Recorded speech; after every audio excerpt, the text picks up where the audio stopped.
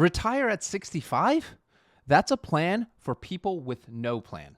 Yo, what is going on, premium chasers? I hope you are having a God-blessed day today. Every single person that comments down below is going to get my retirement playbook, which lists 5 different income streams that I plan to use to retire early. So if you want that playbook, just drop a comment. I'll personally respond to you with it. And of course, hit the like button and the subscribe button. Today, guys, we're going to be talking about how I plan to retire early while actually creating an active income using my stock market portfolio. This is a strategy that you've probably never heard of before, and honestly, I'm not sure why, right? So let's go over the shoulder. I'm going to show you guys kind of how this whole thing works. Let's say that you wanted to purchase 100 shares of Apple right now, right? Now, you can obviously go out there and purchase 100 shares of Apple, but did you know that you could actually say maybe you would buy Apple for 100 shares of Apple and get paid a premium upfront just for saying maybe? Whether it drops to the price that you choose or not, you still walk away with a premium? Let me show you what I'm talking about, right? I'm going to go to the options chain. I'm going to click sell a put,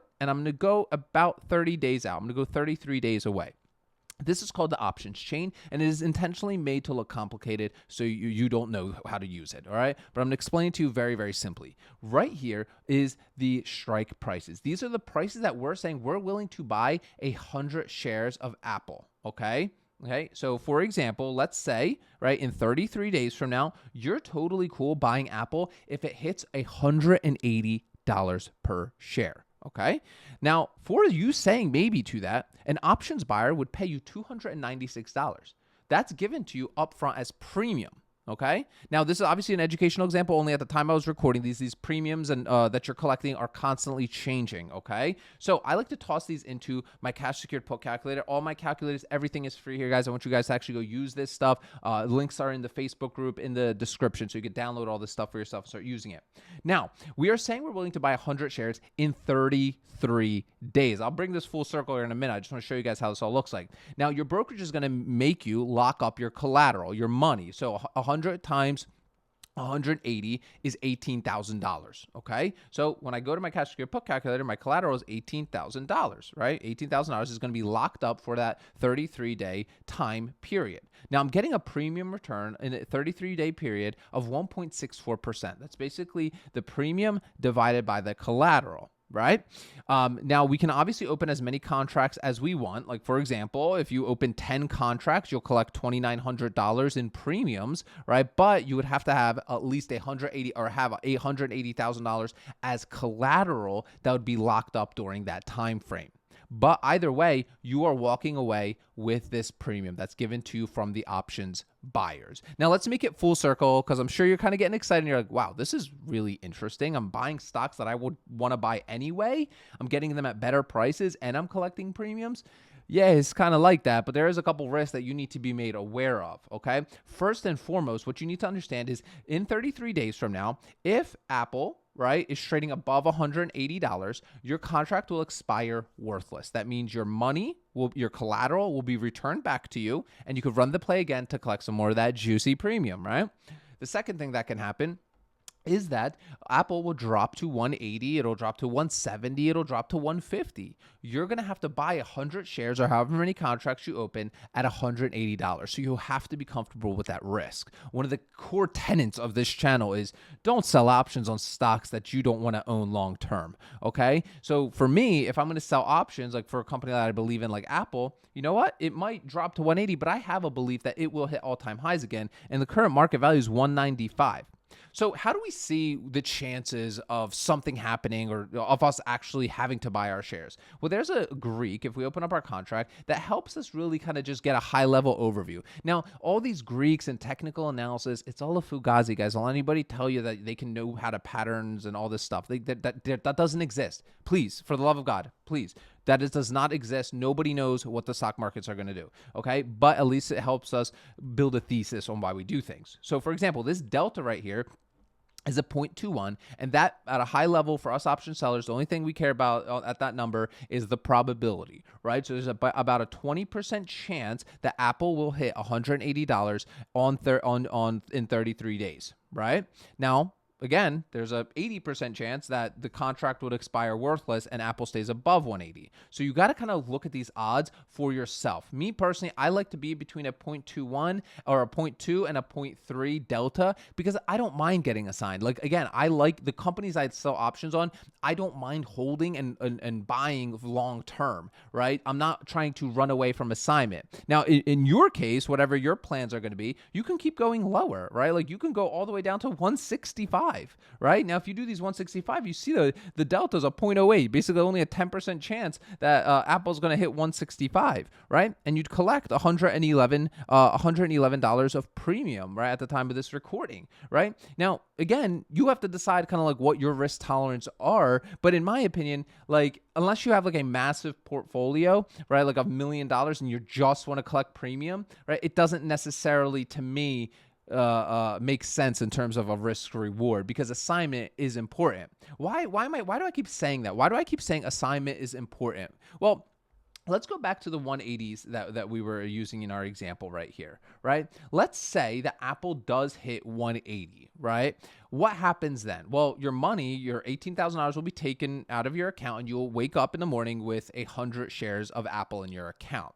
Now, some of you really get worried about that. A lot of people that I work with and talk about this with often get worried that their money's going to be taken. They have to buy a company. And I have to challenge your thought process to be like, hey, why? Why are you fearing assignment? You're buying a stock that you already said you want to own, that you believe in long term, and you're getting it at a great price along with premium as well. Well, now what we can do if we end up having to buy 100 shares of Apple is we can do something called a covered call. So now we are not selling a put. What we can do is we could sell a call. Okay. Now, what we're saying here when we're selling a call is we're saying, hey, we're willing to sell our 100 shares, right, of Apple in 33 days if it hits a certain price that we choose. And you guessed it, you're also going to collect premium from an options buyer as well up front. Let me show you what I'm talking about. For this example, let's just assume you own 100 shares of Apple or any other stock out there around the current market value of 195, okay? And let's say in 33 days, if Apple hits, let's say 215, right, you're totally cool selling your shares, right? You're totally fine selling those shares, right? So let's go to our covered call calculator. Again, these covered call calculators and all of this stuff is free inside our Facebook group. Link is in the description if you want to go download it, introduce yourself, all that good stuff, right? So our premium here that we're collecting is $171, right? 171. Our collateral, wrong window, $171. Our strike of the option that we're saying we're willing to sell our 100 shares on is $215. All right, so we'll put $215 there. Our purchase strike price, we said let's say we just own our 100 shares of Apple around current market value of $195, right? A premium return of just about 1%. I'll get into why that's so low here in a second. But if, right, Apple does get to $215, your shares are going to be sold, right? And you'll potentially collect a profit of 2,000 on shares if they get sold. Add your premium in there of only $100. Plus, you can even add in your premium that you collected here of about $296, right? So $296. So if all legs of this happened, you collect about $2,500. Now, let's all hold our horses here for a second, right? Because this sounds fantastic, right? It sounds absolutely fantastic, right? But Pete, like, what actually happens here, right? Like, what's going on here? All right. So I want to bring something up, and I actually have to bring it up in my other window because I don't have it up here for me. But this is going to be very, very good for you to understand this strategy in much more depth. Okay. So right here is how I like to look at things, right? And this is very helpful for those of you that are beginners, so you never kind of get lost in the weeds of things. The way what we are doing here with this portion of our portfolio, the purpose of it is simple: to actually make money. Treat it like as a business, and the purpose of a business is to make money, right? That's what I like to do. I have a monthly portfolio that I like to just buy stocks, like 401ks, all that stuff, Roths. Perfect. Let it just sit there, accumulate. I'm not touching it or doing anything. But then there's a portion of my portfolio where I sell options on, and that is it, right? That is it. And the purpose of it is to make money, not paper gains, like actually sell shares, buy shares, collect premiums, all that good stuff. So we started by selling that put, right? Where we said we'd buy 100 shares of Apple at 180. We wait 30 days. Did we get assigned? Meaning, did we have to buy our shares? If not, our collateral gets returned back to us, and then we sell another put. And we stay right here. We live right here for, it could be a long time. It could be a short time. Maybe you get assigned immediately, right? We don't know, right? So eventually, though, you will get assigned. And when you get assigned, that's a yes. We move on to the next part. Now we sell a call, right? Again, I like to go 30 days out about, because I don't want to be like babying this stuff. I'm trying to go and live my life. I'm not an active trader. I don't consider myself a trader. I'm just an investor, right? Maybe you could say a short-term investor. But now I have 100 shares, right? So now I'm selling a call saying I'm willing to sell my 100 shares at a price that I choose, right, in 30 days. Did I get assigned? Meaning, did I sell my 100 shares? No? Okay, let me sell another call on those 100 shares on Apple, right? Another month goes by. Did I sell them? No? Okay, let's sell another call, collect that premium. Eventually, though, we will have to sell our shares. And if that's a yes, guess what? Now you made your money, right? This full from these two, right? You got your money back, right? Which you started with $18,000, right? Well, 18,000 plus 2,500 now you're starting with, to now what? Sell another put. And round and round and round it goes. Okay. Now I started calling this a quad option strategy. You probably hear it often called the wheel strategy. But what I kind of started using, and call it a gimmick, but you know what? I like to call it quad options. Now the quad option strategy takes this a couple steps further. Okay. We are collecting premiums on our cash secured puts, right? Fantastic. That's saying we want to purchase those 100 shares. We're collecting those premiums, right? Right here, right? Selling a put. And then we are also collecting covered call premiums when we're using our 100 shares of a stock as collateral, collecting premiums for them. But here's the kicker, right? We can actually collect dividends on those stocks when we are running covered calls, okay? So as long as we own the shares before the ex-dividend date, right, we're actually collecting a dividend while we're doing covered calls, saying maybe we would sell those shares. Nice little icing on the cake. Plus, when we actually sell our shares, right, we get an appreciation sale as well.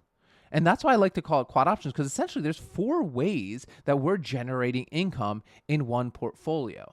And for a lot of you, you might be thinking, well, Pete, let's say, right, let's say that on Apple, right, we bought our 100 shares at 195, but let's say 33 days rolls around and Apple shoots up to like 250, almost 300, right? And I'm now selling mine at 215, Pete. Like I missed out on all those gains. Well, you're right. You did miss out on a lot of gains, but I challenge you to kind of change your thought process a little bit here, right? In my opinion, the purpose of selling options is, again, to generate premiums, sell shares, and lock in real tangible gains. Most of the people that you see on the internet, they are just paper gains, right? They're never selling, right? And that's fine, right? Again, a buy and hold portfolio is critical, in my opinion. Like, purchasing your major Vanguard stuff, SPY, whatever you want to do. But for me, I think most investors are better suited, if they're not going to sell options, just buy and hold like major funds. Buying and holding individual stocks is insanity, in my opinion. That is truly ludicrous. I think it's crazy. So much so, and I know that just from my own experience. Again, I'm not a super smart guy by any means, but I know for me, like I'm not smart enough to be able to pick what stocks to buy and hold. I'm just not. Like I don't have the time for that. But because if like textbook, let's say you bought Apple a year ago. All right, you bought it last year. What was it trading at? 194. What's it trading at right now? 195. Round of applause. You made $1. This is very common, right? This is very common. It's happened to me. Even if we go out 5 years. Okay, 5 years ago you bought it at $90. Okay, and it's trading at 195. You made $100. Now that's $100 per share. Don't get me wrong. That's still big gains, but in my opinion, if you were selling options all along the way, right, getting in at good prices, selling them at higher prices, buying them at lower prices, selling them at higher prices, all along the way, collecting premiums, collecting appreciation sales, you're making out more, in my opinion. And that's just my opinion. You have to go do your own research on the strategy that works for you guys. Don't forget, drop a comment down below, and I'm going to personally send you my retirement playbook, which lists out the 5 income streams that I'm building for an early retirement. And if you're somebody that's interested in a more hands-on approach with me personally, on learning how to sell options and building out your own option selling portfolio, take a look at the first link in the description of today's video. I have a 1-year long incubator program where I work with a very small group of people, and it is so fun. It is such a cool group of us. But if you want to learn more about that, that link will be down below in the description of today's video. Guys, remember, sell options, collect premiums, repeat. I will see y'all tomorrow.